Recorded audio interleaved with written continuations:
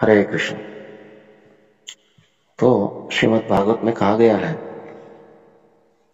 कि कोई भगवान के विषय में सुनेगा तो उसका हृदय शुद्ध होता है, उसमें तुरंत भक्ति प्राप्त होती है।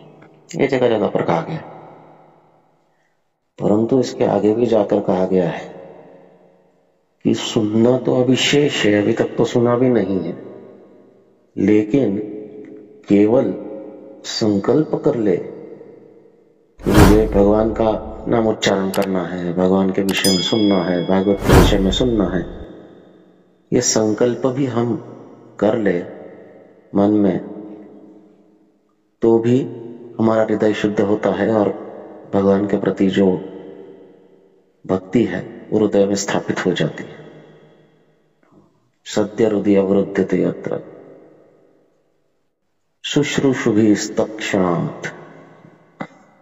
थोड़ी सी सेवा करने से, थोड़ा सा संकल्प करने से ये संभव है।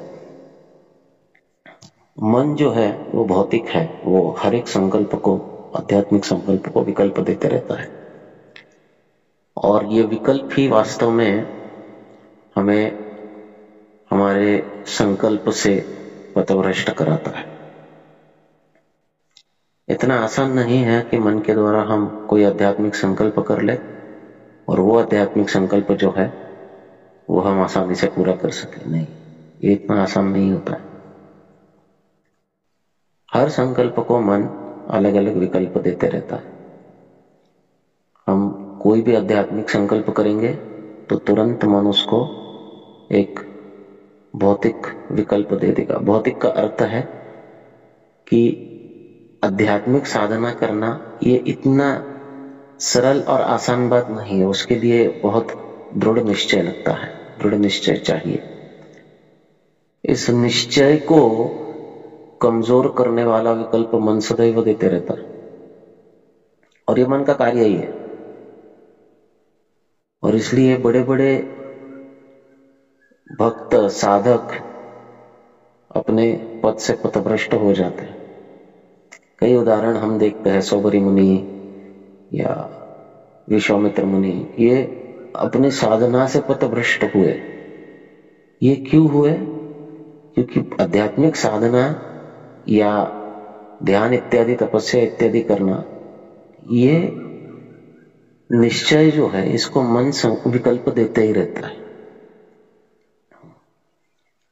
जब भी व्यक्ति ऐसा सोचता है कि मैं अब परिपक्व हो गया हूं और मैं अकेले में भक्ति भजन करने के लिए सुयोग्य हूं और मैं अकेले में बैठकर अब भक्ति भजन कर सकता हूं, मुझे भक्तों के संग की आवश्यकता नहीं है, जैसे भरत महाराज, उन्होंने ये नहीं सोचा था कि उनको आवश्यकता नहीं है, लेकिन वे सभी राजपाट से निवृत्त होकर एकांत में जाकर भक्ति करने लगे और भगवान ने उनके माध्यम से हमको सिखाया किस प्रकार एकांत में बैठकर भजन करना। ये इस कलयुग में तो बहुत ही मुश्किल है, बहुत ही दुर्मिळ है, दुर्दम्य ऐसी ये वस्तु है, इसको अटेम्प्ट भी नहीं कभी करना चाहिए। एक तो हर एक जीव को उसका अधिकार होता नहीं है, कभी लाखों में एक जीव इसका अधिकार प्राप्त कर सकता है, लेकिन वो भी इतना आसान नहीं है। अरे बाकी स्थानों पर छोड़िए, धाम में बैठकर भी अकेले भजन करना इतना आसान नहीं है, ये संभव नहीं है। प्रभुपाद के एक शिष्य प्रभुपाद से कहे कि अब मैं एकांत में बैठकर भजन करना चाहता हूं 64 माला। प्रभुपाद ने उनको समझाया, लेकिन वो समझे नहीं। वो जाकर इस प्रकार से भजन करने लगे। कुछ दिन के बाद वो वहां से गायब हो गए। ठाकुर भक्ति विनोद, जो कि शुद्ध भक्त है और शुद्ध नाम का अनुभव कर चुके हैं, वे भी कहते हैं कि एकाकी हमारा ना पाए बोला हरिनाम संकीर्तन। तो ये एकांत भजन जो है ये बहुत बहुत ही मुश्किल काम है। भक्त को या साधक को सदैव आवश्यक है कि वो भक्तों के संग में रहे। चाहे आप किसी भी संकल्प के लिए विकल्प ढूंढ ले, लेकिन इस संकल्प के लिए कभी भी विकल्प नहीं ढूंढना चाहिए। भक्तों के संग में रहेंगे तो ही भजन सुगम्य है, तो ही भजन आसानी से कर सकते हैं। भक्तों का संग नहीं है तो भगवान का भजन, भगवान का स्मरण ये बहुत मुश्किल कार्य है। केवल भक्तों के संग में रहने का अगर हम संकल्प करते हैं, भक्तों के संग में रहने का अगर हम चेष्टा करते हैं, तो हमारे नाम जप में, हमारे भक्ति साधन में, हमारी सेवा में, हमारे श्रवण कीर्तन में हमें शक्ति प्राप्त होती है। ये जो आध्यात्मिक बल है ये हमें इसी से प्राप्त होता है और यही हमको प्रेरणा प्रदान करता है। तो हरिनाम का उच्चारण करने के पश्चात तो क्या कहना, उसका तो बात ही अलग है। जब व्यक्ति श्रद्धा से, प्रेम से हरिनाम उच्चारण, प्रेम भी छोड़िए, वो अगर अनायास भी बिना प्रेम के विवश अवस्था में, चेष्टा में या फिर किसी का हंसी मजाक करते हुए भी भगवान का नाम लेता है तो भी उसका उद्धार होता है। तो कोई प्रेम से अगर नाम ले तो उसका क्या कहना।